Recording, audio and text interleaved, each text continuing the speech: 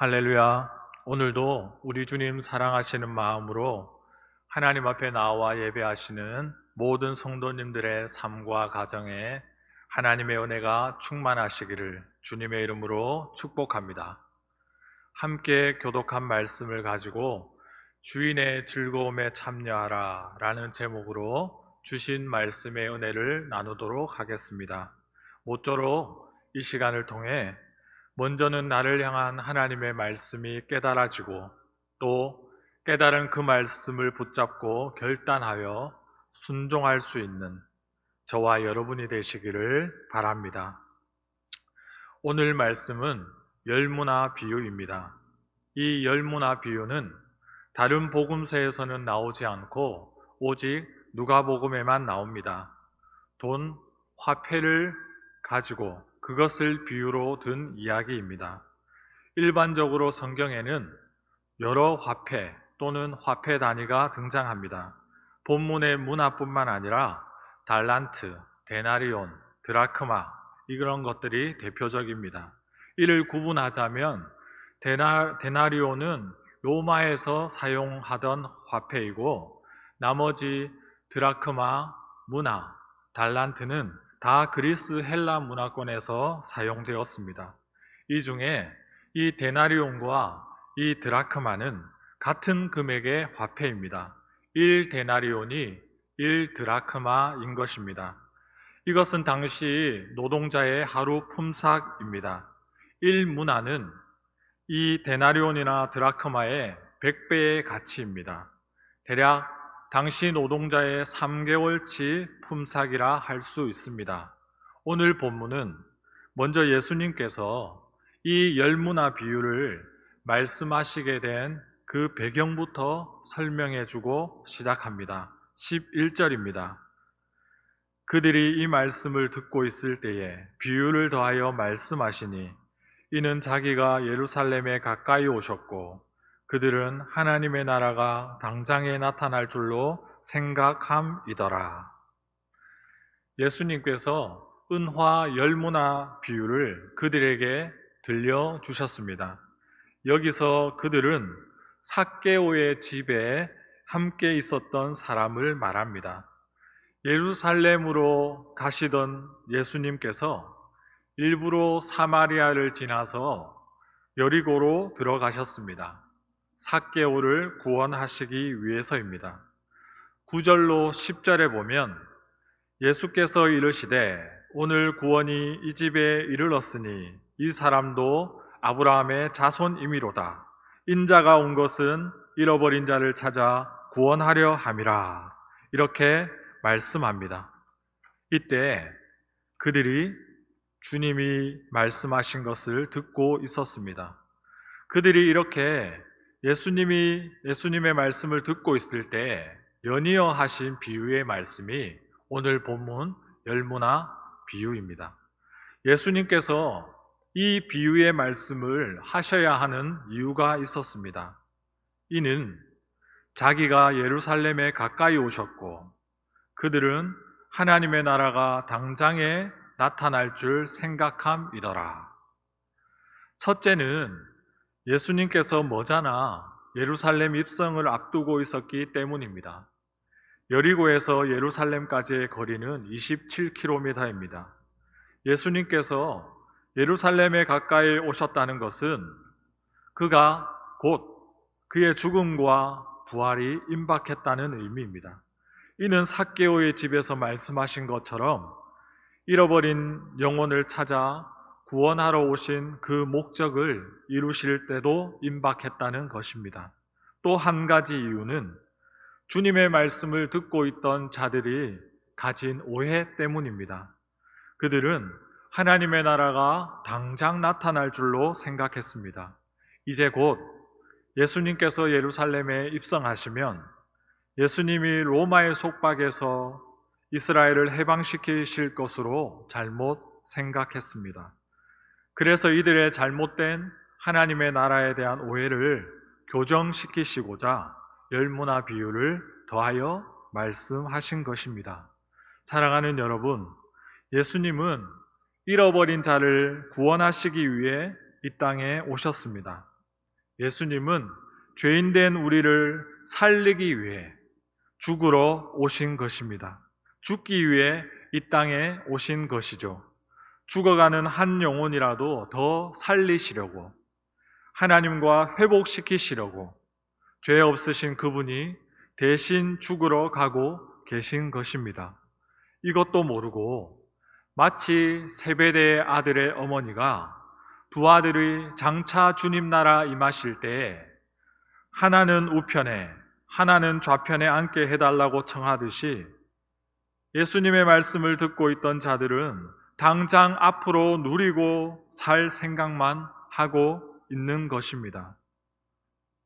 예수님은 버리고 죽으실 길을 가고 있는데 제자들을 포함한 말씀을 듣는 자들은 누리고 살 생각만 하고 있는 것입니다.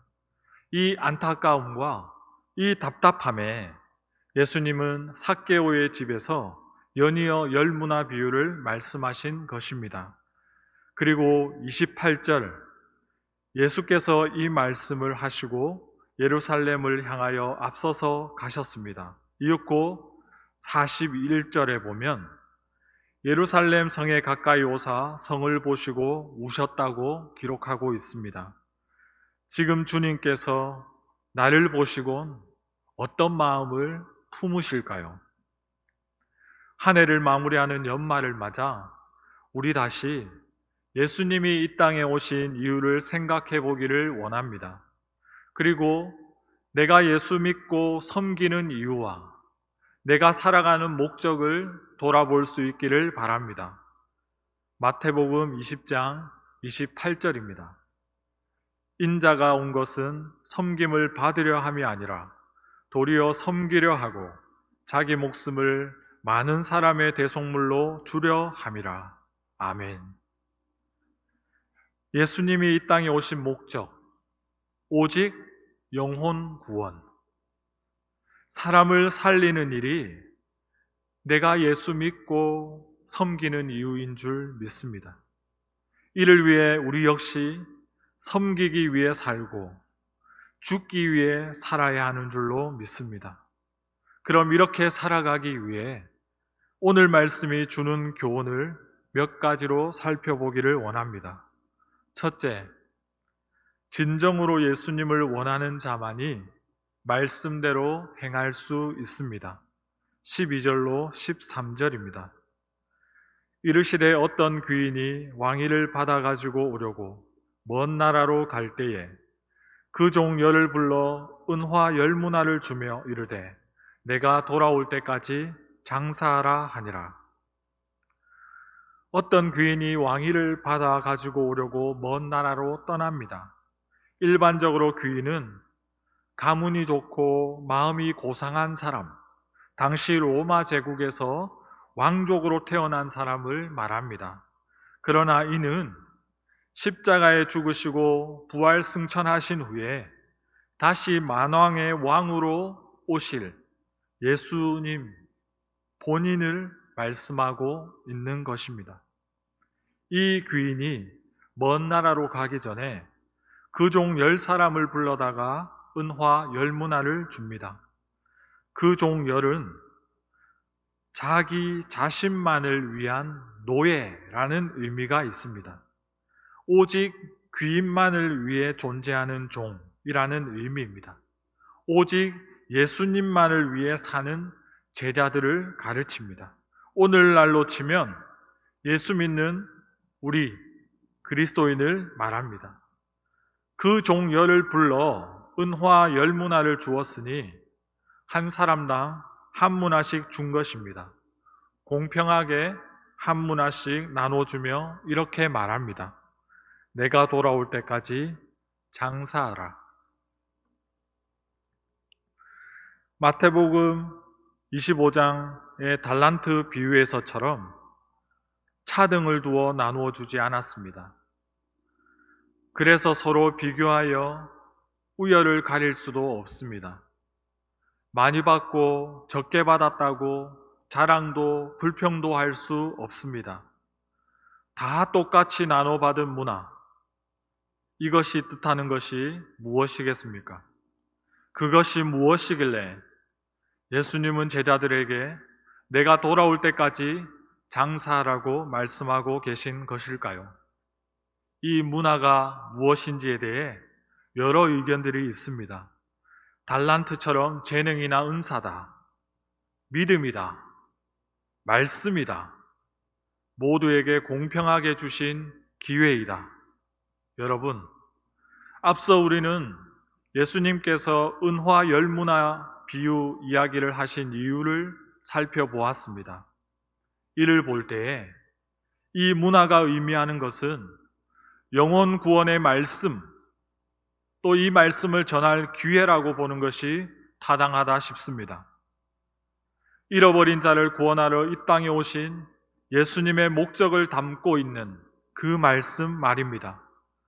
우리는 모두 똑같이 사람을 살리고 영혼을 구원하고 생명을 살리는 그 말씀을 받았습니다. 그 말씀 가지고 예수님 다시 오실 때까지 장사하라는 것이 주님의 명령입니다. 그렇다면 우리는 남녀노소, 지위고하를 막론하고 말씀대로 영혼 구원의 이윤을 남겨야 하는 줄 믿습니다. 그런데 우리로 하여금 하나님의 말씀대로 행동하지 못하게 하는 이유가 있습니다. 그것은 우리가 원하지 않기 때문입니다. 14절입니다. 그런데 그 백성이 그를 미워하여 사자를 뒤로 보내어 이르되 우리는 이 사람이 우리의 왕됨을 원하지 아니하나이다 하였더라. 여기서 백성이 누구일까요? 크게 귀인들이 장차 다스릴 나라의 백성들이거나 작게는 귀인들의 종들 몇 사람일 수 있습니다. 그들이 누구든지 간에 그들은 이 사람이 우리의 왕됨을 원하지 않고 있습니다.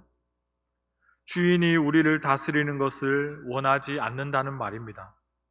주인의 다스림을 받기 싫다는 것입니다. 그래서 뒤로 몰래 딴짓을 합니다. 일반 백성들과는 달리 주인을 위해서 존재하는 종들조차 이런 마음을 가지고 있다는 것은 심각한 문제입니다. 한 문화를 받은 종이 그대로 수건에 쌓아두었다가 주인에게 돌려준 것도 이 때문인 것입니다. 사랑하는 여러분, 우리 모두는 예수님을 주님이라 부르는 자들입니다. 예수님을 주인으로, 내 삶의 왕으로 모시고 사는 자들입니다. 그러나 우리도 늘 입으로는 주님을 찾지만 진정으로 주님의 다스림을 원하지 않으면 말씀대로 행동하지 않고 오히려 뒤로 몰래 딴짓거리 할 수 있다는 사실을 명심하시기 바랍니다. 여러분, 진정으로 예수님을 원하는 자만이 예수님의 말씀대로 행동할 수 있습니다. 예수님께서 내 삶의 왕이요 주인 되실 때 맡겨주신 말씀대로 영혼을 구원하여 사람을 살리는 열매를 많이 맺게 될 것입니다. 둘째, 말씀대로 행하면 주인의 즐거움에 참여하게 됩니다. 15절입니다. 귀인이 왕위를 받아가지고 돌아와서 은화를 준 종들이 각각 어떻게 장사하였는지를 알고자 하여 그들을 부르니, 귀인이 백성들이 그가 자신들의 왕이 되는 것을 원치 않았지만 귀인이 왕이 되어 집으로 돌아옵니다.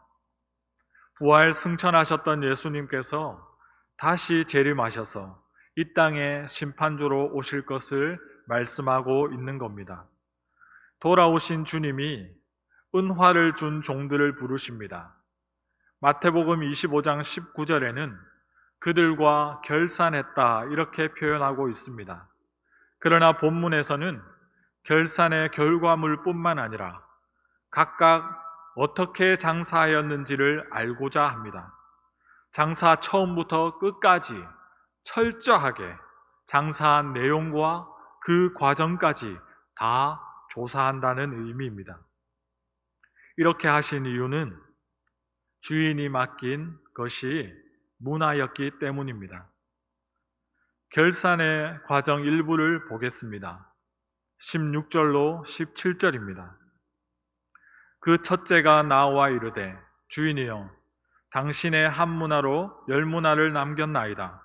주인이 이르되 잘하였다 착한 종이여 내가 지극히 작은 것에 충성하였으니 열고울 권세를 차지하라 하고 10명의 종에게 한 문화씩 나누어 주었는데 결산할 때 등장하는 사람은 3사람입니다.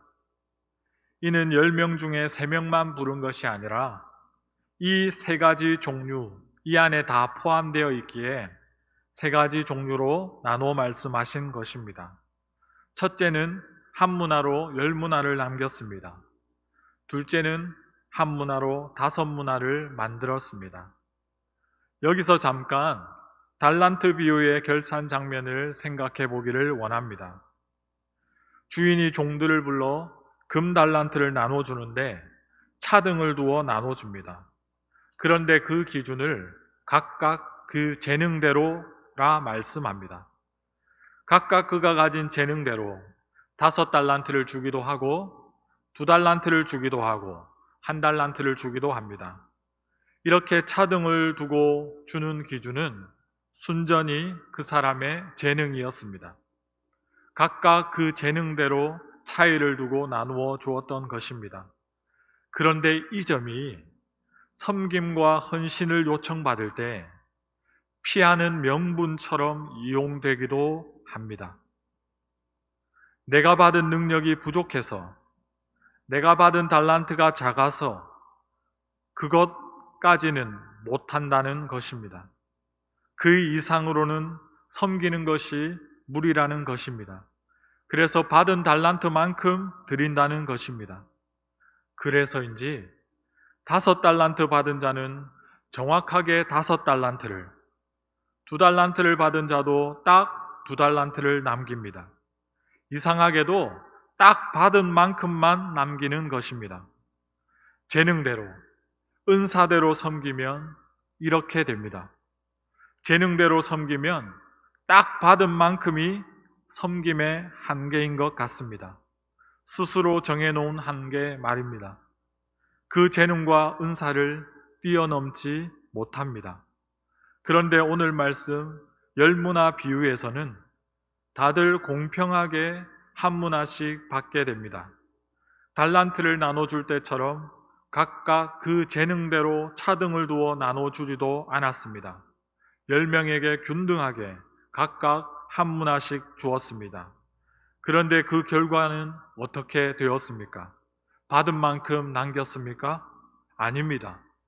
균등하게 받았다고 균등하게 남기지 않았습니다. 첫째는 10문화를 남겼고 두 번째는 5문화를 남겼습니다. 균등하게 받았으나 그 결과는 달랐습니다. 얼마나 말씀대로 살려고 행동하였느냐, 거기에 따라 결과가 달라진 것입니다. 여러분, 달란트가 없다고, 재능이 적다고, 크게 쓰임받지 못하고 열매 맺지 못하는 것 아닙니다. 어쩌면 달란트나 재능보다도 균등하게 받은 한 문화, 말씀 붙잡고 어떻게 살았느냐 하는 것이 더 중요합니다. 달란트가 많아도 말씀대로 행하지 않으면 아무 소용 없습니다. 나 비록 달란트와 은사가 부족해도 주님 말씀하신 대로 순종하며 주신 영혼 구원의 기회를 최선을 다해 활용하면 받은 문화보다 더 큰 열매를 남기게 된다는 사실을 믿으시기 바랍니다. 말씀대로 행하면 은사와 재능을 뛰어넘을 수 있는 것입니다. 이것이 왕으로 돌아오신 귀인이 그토록 철저하게 각각 어떻게 장사하였는지 그 과정과 내용까지 알고자 한 이유인 것입니다. 말씀 붙잡고 영혼 구원하여 사람 살리는 자에게 예수님은 반드시 보답하십니다. 잘하였다, 착한 종아 칭찬하십니다. 그리고 남긴 문화만큼의 고을 권세를 차지하라 말씀합니다. 하나님의 나라의 일부를 다스리는 권세를 주시겠다는 것입니다. 마태복음에는 이것을 주인의 즐거움에 참여하는 것이라 말합니다. 천국은 침노하는 자들의 것입니다. 영혼을 구원하여 사람을 살리는 장사야말로 천국에서 가장 큰 상급이요 면류관인 줄 믿습니다. 우리가 이것을 누리는 것이 주님의 가장 큰 즐거움입니다. 이런 즐거움, 이런 주님의 즐거움에 참여하는 저와 여러분이 되시기를 주님의 이름으로 축복합니다. 마지막으로 모든 것이 주님의 것임을 인정해야 합니다. 18절, 20절을 각각 읽어 보시겠습니다. 그 둘째가 와서 이르되 주인이여 당신의 한 문화로 5 문화를 만들었나이다. 20절입니다. 또 한 사람이 와서 이르되 주인이여 보소서 당신의 한 문화가 여기 있나이다. 내가 수건으로 쌓아두었었나이다. 훨씬 더 많은 가치를 가진 달란트를 나눠 가진 종들의 대답을 한번 보시겠습니다. 마태복음 25장 20절입니다. 5 달란트를 받았던 자는 5 달란트를 더 가지고 와서 이르되 주인이여 내게 5 달란트를 주셨는데 보소서 내가 또 5 달란트를 남겼나이다. 2 달란트를 받았던 자의 고백도 보겠습니다. 2 달란트 받았던 자도 와서 이르되 주인이여 내게 2 달란트를 주셨는데 보소서 내가 또 2 달란트를 남겼나이다. 심지어 1 달란트 받았던 자도 주인더러 심지 않은 데서 거두고 해치지 않은 데서 모으는 굳은 사람인 줄로 내가 알아서 달란트를 땅에 묻었다고 말씀합니다. 엄청난 가치의 달란트를 받았던 자들은 하나같이 내가 했다고 합니다. 달란트를 남긴 것도 내가, 달란트를 묻어둔 것도 내가 알아서 그랬다고 합니다. 그런데 그보다 훨씬 적은 1 문화씩을 받았던 자들은 하나같이 당신의 1 문화를 10 문화로 남기고 당신의 1 문화로 5 문화를 만들었다고 고백합니다. 우리에게도 이런 태도가 필요합니다. 내게 있는 모든 것이 하나님의 당신이 주신 것이라는 고백 말입니다. 당신이 주신 생명, 당신이 주신 건강, 당신이 주신 모든 것으로 이렇게 남겼습니다. 이렇게 만들었습니다. 고백할 수 있는 저와 여러분이 되시기를 주님의 이름으로 축복합니다. 이제 말씀을 맺겠습니다. 오늘 우리는 삭개오의 집에서 예수님께서 말씀하신 10문화 비유를 살펴보았습니다. 이를 통해 당신은 잃어버린 자를 구원하기 위하여 친히 버리고 죽기 위해 가시는데도 더 누리며 더 잘 살기 위해 애쓰고 기대하는 그 제자들과 백성들을 보시며 안타까워하시는 예수님의 마음을 보게 되었습니다. 이 땅에 오신 예수님의 마음을 되새기기 위한 교훈을 3가지로 살펴보았습니다. 진정으로 예수님을 원하는 자만이 말씀대로 행동할 수 있는 것입니다. 말씀대로 행동하면 주인의 즐거움에 참여할 수 있게 됩니다. 모든 것이 주님의 것임을 인정해야 합니다. 특히 이번 주엔 내년도 덕천제일교회를 아름답게 섬겨나갈 각 기관과 교구 및 교육부서의 귀한 일꾼들이 세워졌습니다. 세움받은 모든 일꾼들에게 이 은혜가 충만하시기를 바랍니다. 세움받은 모든 분들을 통해 코로나로 인해 어려운 가운데에서도 우리 교회가 든든히 세워져 갈 줄 믿습니다. 모쪼록 오늘 말씀대로 행하심으로 모두 주인의 즐거움에 참여하시는 저와 여러분이 되시기를 예수님의 이름으로 축원합니다. 아멘.